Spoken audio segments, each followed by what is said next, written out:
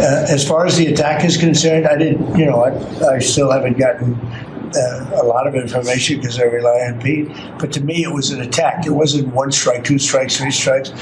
Somebody asked me a question about the second strike. I didn't know about the second strike. I didn't know anything about people. I wasn't involved in it. I knew they took out a vote. But I would say this. They had a strike. Pete didn't know about second attack having to do with two people. I guess Pete would have to speak to it. I can say this. I want those boats taken out. And if we have to, we'll attack on land also, just like we attack on sea. As both the president and Secretary Hegseth denied ever knowing about the second strike, members of Congress are continuing to voice their concerns. They existed before. They're definitely in the spotlight now. In this sense, it looks to me like they're trying to pin the blame on somebody else and not them. There's a very distinct statement that was said on Sunday. Secretary Hegseth said he had no knowledge of this and it did not happen. It was fake news. It didn't happen. And then the next day from the podium at the White House, they're saying it did happen. So either he was lying to us on Sunday or he's incompetent and didn't know it had happened. Do we think there's any chance that on Sunday the Secretary of the Defense did not know there had been a second strike? It's Ken Harbaugh with the MeidasTouch Network. This is new. We haven't seen Republicans assert this kind of pressure on the Trump administration in a very long time. Remember, all but 3 Republican senators voted to confirm Pete Hegseth to be Secretary of Defense, even though he was clearly unqualified for the job, as his recent actions have once again demonstrated.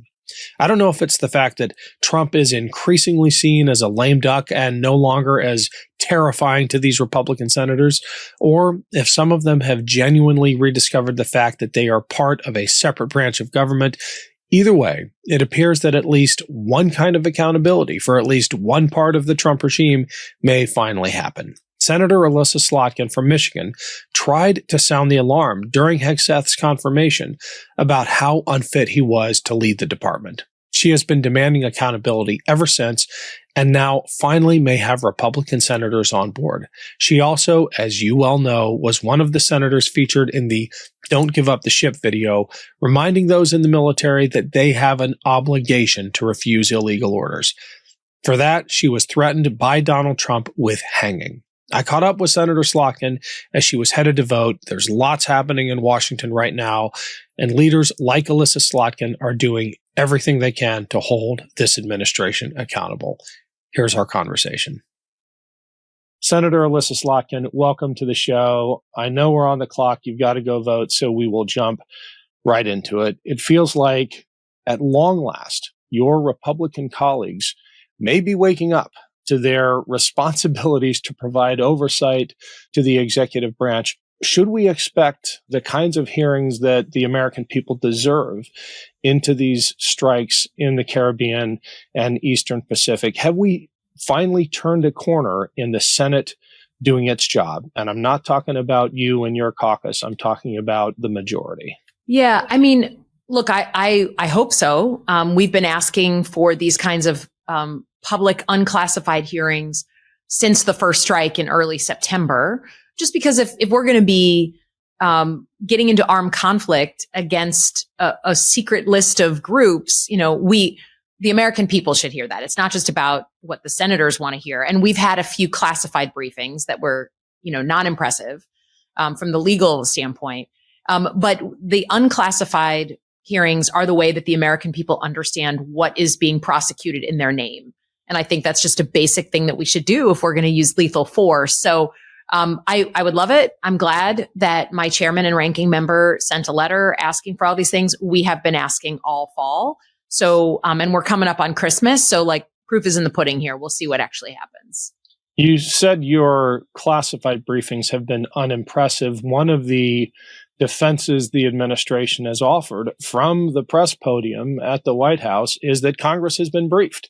Secretary Hegseth has been saying this as well. Can you add maybe a little more detail to the substance and the lack of substance, I should say, of those briefings and your dissatisfaction with them? Well, I mean, I think, for both of us who kind of came up in the GWOT, right, in the global war on terror, it's a very common experience to have military leaders come up to Congress and explain military operations that are going on. Iraq, Afghanistan, anywhere, Somalia. I mean, any places that we have taken strikes, the Pacific, you're going to have a whole bunch of briefings. And some of them are going to be classified. Some are going to be unclassified. I think the thing that is just fundamentally different is right now we are technically in an armed conflict with a secret group, a secret list of groups. The legal authority to prosecute those strikes is a classified document that can't be shared publicly. And then when you ask for details on the strikes, just like, hey, you said you videotaped the whole thing, please provide the video. They won't do that. Again, we're all prisoners to our experience, but I know what was provided, let's say, for strikes against terrorist groups in Western Iraq, right? I know what was provided for places in Syria that we were prosecuting, and they haven't been able to meet that basic standard. And then they use the concern about classified material as a reason why they won't do a public hearing. And I think I just think a secret list with a secret legal justification doesn't send the right message for how we do armed conflict. And I've always said, I will just say this is an aside, but I have always said I'm concerned about this in the strikes of the Caribbean and Venezuela and the military buildup that we now have that's costing us like $1 billion a year to bring all this force into the theater, into the Caribbean and Venezuela. You said $1 billion a year. I think it's more than that. So this current deployment, the best numbers we've seen, because of course we don't have great data, is that just to move the force that is currently in there has already cost us $1 billion to bring that in. So not even a year. You're correct. Yeah, sorry. Thanks for the correction. But what concerns me is if they're willing to do a secret list with a secret legal justification for foreign organizations, what does that mean for what they'll do against domestic organizations? And the president, very quietly in September, put out a new executive order on domestic terrorist organizations. And so I know that's not the topic you wanted to get at, but I would just say it's one thing when we're talking about drug cartels in the Caribbean. It's another thing when the president has asked the Department of Justice to put together a list of domestic terrorist organizations and then use the weight of the federal government to go after those organizations. And those organizations don't necessarily have to be violent. They can be anti-Christian. They can have a different view of the family. I mean, it's a public document, what he put out, the executive order. It is, to me, what goes on inside the United States is ultimately one of the most fundamental issues of use of force we have in America.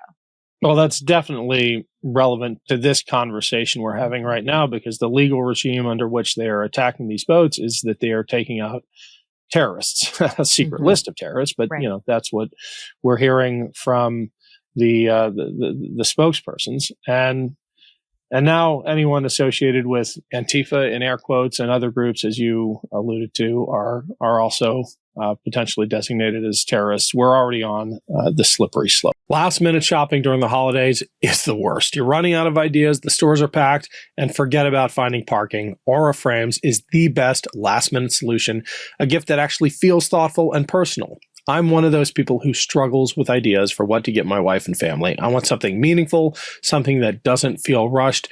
And honestly, that pressure usually makes me procrastinate. Aura Frames, in my opinion, is the single best gift for that. Here's why. Aura Frames lets you share photos or videos from any device, and they instantly appear on the frame, wherever it is in the world, at your home, your office, or someone's home across the country or across the world.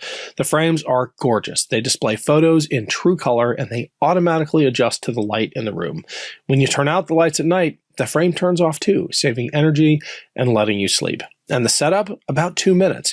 Download the Aura app, connect to Wi-Fi, and you're done. Preload your photos before it ships. Add a message before your gift arrives. Keep adding new photos and videos anytime from anywhere. Every frame comes in a premium gift box with no price tag, truly ready to wrap and give. You can't wrap togetherness, but you can frame it. For a limited time, save on the perfect gift by visiting auraframes.com to get $35 off Aura's best-selling Carver mat frames, named #1 by Wirecutter, by using promo code KEN at checkout. That's auraframes.com, promo code KEN. This deal is exclusive to listeners and frames sell out fast, so order yours now to get it in time for the holidays. Support the show by mentioning us at checkout. Terms and conditions apply. Hey everyone, quick break to tee up a trailer for a new show that I have been dying to tell you about. Chris Goldsmith, audience favorite here, is launching his own podcast. Enjoy. This is On Offense, and I'm Chris Goldsmith, combat vet, anti-fascist investigator, and founder of Task Force Butler and Veterans Fighting Fascism. I've spent years infiltrating extremist movements, exposing fascist street gangs, and organizing other veterans to stand up for democracy. And now, we're living in a reality where those same far-right maniacs are getting embedded throughout our federal government. That's why I'm bringing my work here. Raw, direct, unfiltered. Every week on Offense, I'll break down what's happening behind the closed doors of hate groups, how extremist groups are getting closer to real political power, and what it's going to take to stop the next wave of political violence. You'll hear from organizers on the front lines and from veterans who know what real service to country looks like. On Offense is for anyone who's ready to fight for democracy. Subscribe now wherever you get your podcasts. And if you want to watch our videos, make sure you're following Valor Media Network on YouTube. America's in a fight for its future. Let's go on offense.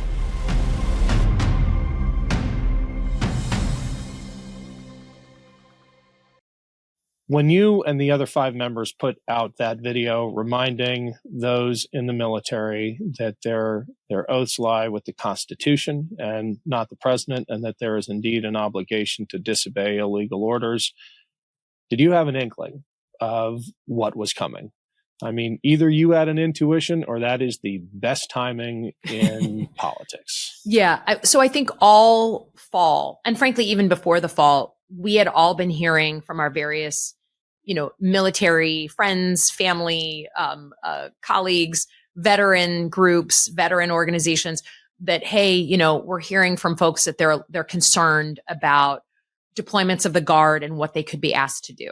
We were hearing concerns about what was going on in Southcom and the strikes around the Caribbean and leading up to Venezuela. So we all had outreach from different voices, both in and out of government. And at a certain point, there's so much noise that it prompted us to do this video. And again, I've been talking about this and got into it with Hegseth back in January in his confirmation hearing. I've asked pretty much every Department of Defense nominee that's come in front of the Senate Armed Services Committee, if you are asked to do something that's unlawful by the President of the United States, will you push back and live up to your oath? So we didn't think that this video was going to go viral. It's literally just restating current law, right? But there was a lot of noise in the system, particularly since September. And that prompted us to do it. But none of us had advance notice that within the same week, there'd be, stories breaking about, hitting, survivors of an attack, unarmed civilians. Again, we don't have the full information yet because they won't testify about it, but we didn't have specific timing notice on those kinds of stories. No. I would imagine soon you'll be able to compel testimony. Have you or has anyone from your office spoken with Admiral Halsey yet? So there's a number of things that are allegedly scheduled for even this week. I want to see if they hold. And I think no one is missing is that right now, the President of the United States is walking back and walking away from these strikes, or like the second strike at least. Secretary Hegseth is trying to say, I just wasn't in the room when that was happening. And they seem to be laying it at the feet of the uniformed military, which is, first of all, completely contrary to, in my mind, what real leadership is, right? The buck stops with you as the Secretary of Defense.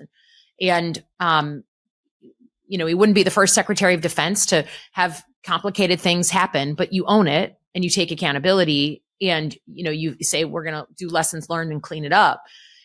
But I think this is proving a big, sort of reason why we even made this video, that at the end of the day, if something goes wrong, these folks are not going to protect you. They're going to protect themselves. So go to your JAG, have that conversation. I was hearing from a number of folks who were like, hey, I was going to my JAG and asking for like a memo for the record, just because I'm involved in these strikes, but I've never seen the legal justification. It's classified and they won't show us. So I think, I don't know exactly, again, who did what, and that's why we need a hearing, but to just start laying this at the feet of the uniforms. And at the same time, what I would define as a purge of the U.S. military. I mean, we've had, I think by my count now, 20 folks, GOFOs, senior leaders at the 3-star and 4-star level who have been removed, early retired. And you're not even talking about the JAGs. That was no. That was right. The first purge. You're totally right. Totally right. You're right. It's like there's a purge of the GOFOs and then there's the purge of the lawyers and the IGs. Yeah. Right. So this is the kind of thing that when I was a CIA analyst, we used to look at foreign governments and you'd watch events going on in these foreign countries and you'd say, what's happening? They're letting go a ton of generals from, the Chinese military. There's a purge going on. I mean, we write memos for the president about purges in other militaries. And so I think when taken together, the story really is that they are trying to bend and remake the military, not into just something more lethal or more capable or more efficient, which I think are things that a lot of people can get behind, but to bend to the will of their agenda, their own personal political agenda, their own cultural agenda, and, their own personnel agenda. It's striking to me that we have known that this was happening for months. I mean, it's in Project 2025. We've had years of warning. What woke up much of the American public to the mindset of this administration and how far they will go is their reaction to your video and the death threats, which even you've confided in me, you didn't anticipate. How is that unfolding right now in your life and in those of the 5 colleagues you did the video with? Yeah. Well, look, I mean, this leadership climate is set at the top. Yeah. So if the president of the United States is saying that a group of service and veteran lawmakers should be arrested, investigated, convicted, and hung, and repeatedly through memes and retweets, and I mean, I think he's tweeted about it like 30 times, like obsessively. We shouldn't be surprised when that message is carried out, exponentially by folks on the ground. And so immediately, we were getting hundreds, if not at this point, thousands of threats, graphic threats, voicemails, emails, texts, the whole thing. Social media, of course, is just kind of a cesspool on this stuff.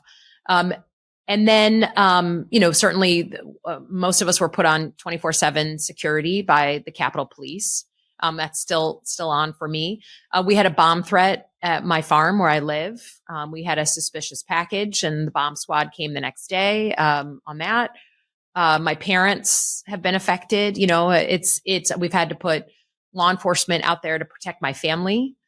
And, I think, regardless of whether people agree with us making the video or not, I believe most Americans think it's beyond the pale to threaten someone with death for expressing just basic freedom of speech. And if they can do this, and the president can weaponize the FBI against a senator, well, what do you think they could do against a private citizen?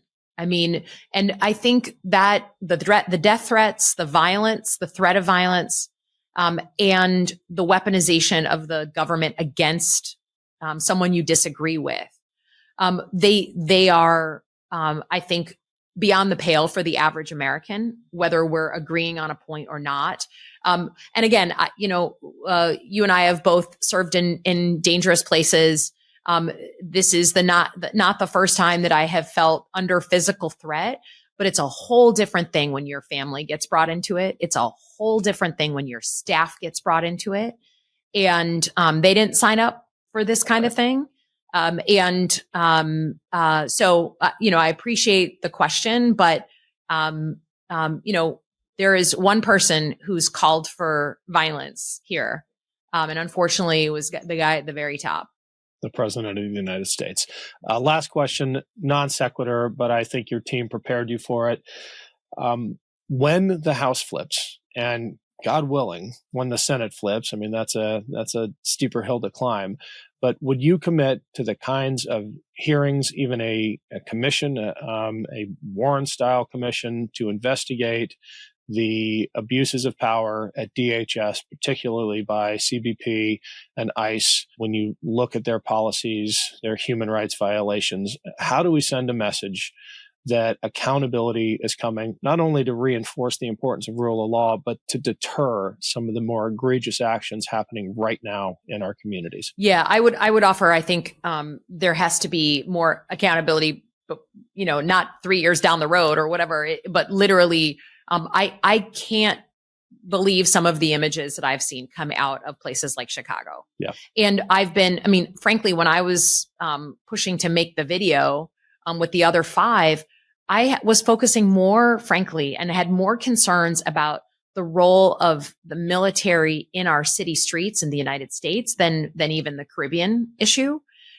Because you see these videos of people, without insignia, uniforms, covered face, going into places like nursery schools. And then you see the community responding. And you can see how in a quick moment of heated fear and exchange that those officers could feel threatened and start shooting innocent civilians, kind of a Kent State situation.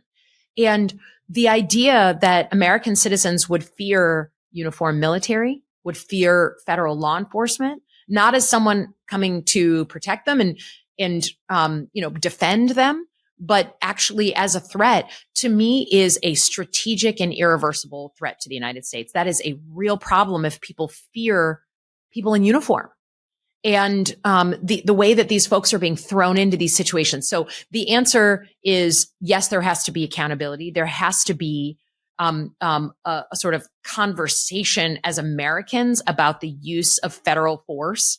And I would say we introduced a piece of legislation just to get at this very issue that, hey, you know what? If you believe there's actually a security situation on the ground in a city, then instead of putting in the uniformed military or threatening the Insurrection Act and to bring in like active duty 82nd Airborne kind of types of folks, or bringing the, ICE and border police into these cities, I know police chiefs in my cities would be thrilled to get a surge of resources to hire more cops, right? Let local law enforcement handle security issues rather than folks who are being thrown into a situation that is just a powder keg, unfortunately.